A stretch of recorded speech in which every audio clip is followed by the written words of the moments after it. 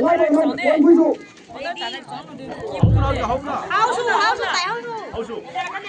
Cái đây mũi.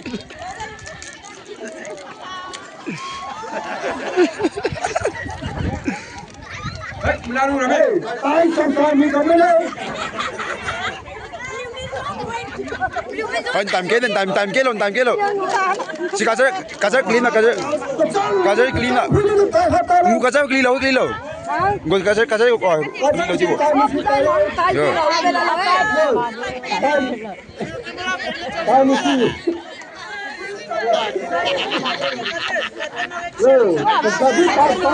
Gazer menilo, ni time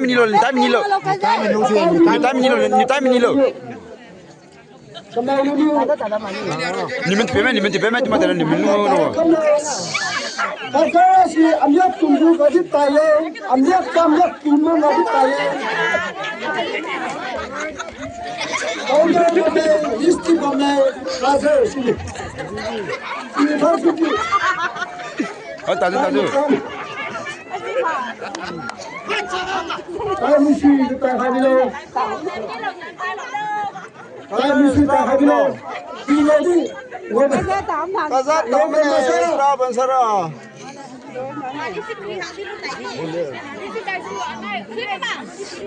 Thôi tahu. Nhấp chia mà lo liền ngô mà lo. Cái gì? Hủ cá chín này bồi đây.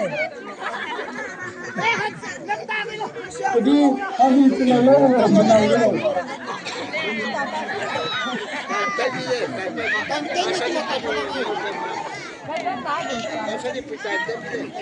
Ana listi di tahu main macam mana? Listi di tahu main. Kiri kan selabo.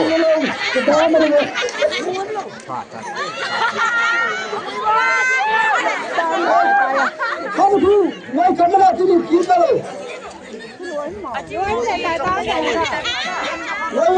Naulis sin tai ngono. Kalau lagi kau sini sendiri, wah sini lu kita ni, ni macam tanya tu.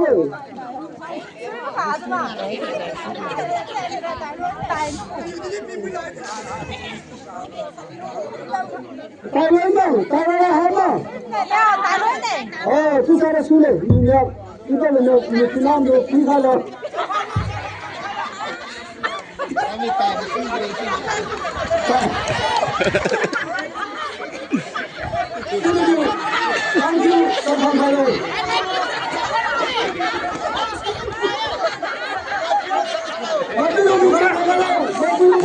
Ah, malu ni.